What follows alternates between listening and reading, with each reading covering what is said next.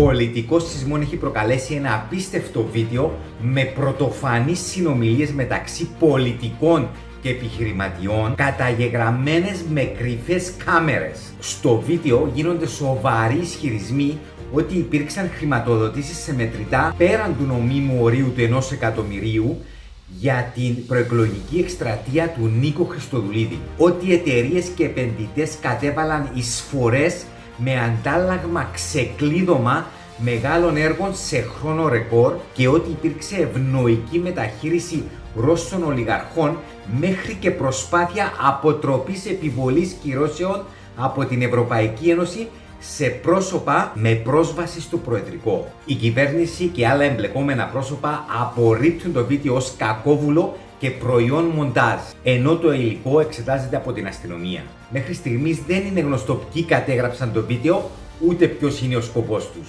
Οι αντιδράσεις όμως είναι τεράστιες και ξεπερνούν και τα σύνορα της Κύπρου. Ο Στέφανος Κασελάκης δήλωσε ότι η παραίτηση του Προέδρου της Δημοκρατίας είναι μονόδρομος, ενώ Κύπροι πολιτικοί ζητούν ξεκάθαρες απαντήσεις και πλήρη διερεύνηση από τις αρχές. Αν οι ισχυρισμοί που ακούγονται στο βίντεο αποδειχθούν αληθινοί, τότε μιλάμε για συστημική διαφθορά άνευ προηγουμένου, τέτοια που κάνει σκάνδαλα όπως το κούρεμα και τα διαβατήρια να μοιάζουν με αθώες παρατυπίες. Και αν ισχύουν, επίσης γεννάται το ερώτημα, ποιους άλλους αγγίζει αυτή η διαφθορά? Περιορίζεται μόνο στην κυβέρνηση? Και πόσο πίσω στο χρόνο πάει τέτοιου είδους διαφθορά αν ισχύει?